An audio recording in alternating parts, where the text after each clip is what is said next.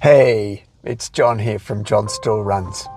In my last video, I looked at two running coaches, Arthur Lydiard and Jeff Galloway, and I found that a fascinating and enjoyable experience to look at their training methods, look at their history and a bit of their training philosophies. So that made me think of two more running coaches.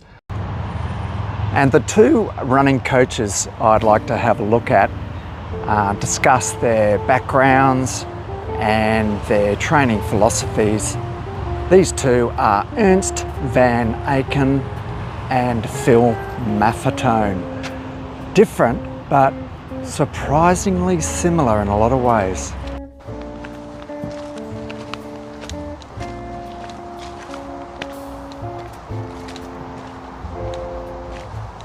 Ernst Van Aaken.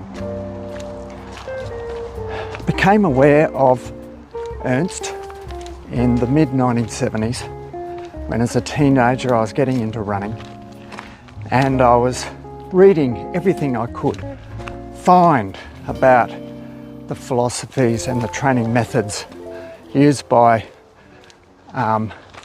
elite athletes, and I came across this book called the Van Aaken Method, and Ernst Van Aaken describes in it his philosophies of running, which is very similar to the other guy I'm going to talk about later, Phil Maffetone.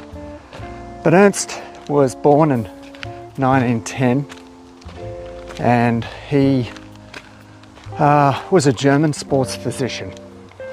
Don't know much about his history during World War II and immediately afterwards, but by the late 1940s he was writing about the value of running for fitness and health particularly. And he had some philosophies that had you running a lot.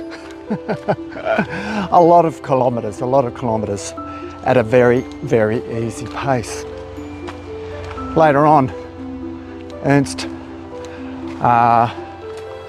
unfortunately, while running, got hit by a car and he lost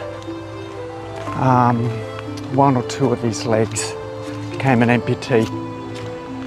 And then he became very involved in promoting sport for people with disabilities. A lot to admire about Ernst. He also promoted the value of long distance running for women. He personally believed that women would make better endurance runners than men in due time, particularly over very long distances. And that's actually been borne out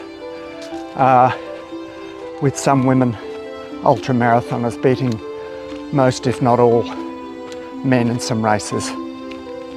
Ernst was hoping to live to 100, but sadly died in 1974, probably from complications of being an amputee. So Ernst Van Aaken and Phil Maffetone, very different people living on different sides of the world at different times. What do they have in common? Well, I guess one thing is they both trained very successful international athletes. They both wrote highly acclaimed books on running training. They both believed in aerobic-based training through lots of running at a low intensity, heart rate zone 2, or Phil Maffetone has the MAF formula, 180 minus your age, with some variations for experience and age. Ernst was running at a easy but intuitive pace.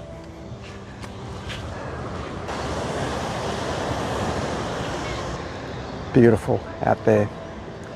And low intensity. Yeah, very low and easy. I guess some of them also had some faster running thrown in, but not a lot of it, not a lot of intense running. Some. Another thing that they share is the volume of their running. It tends to be quite a lot. Ernst Van Aaken would have his runners running 2, 3, 4, even 5 times a day at a very slow pace. I don't know how they fitted it into their lifestyle. Crazy.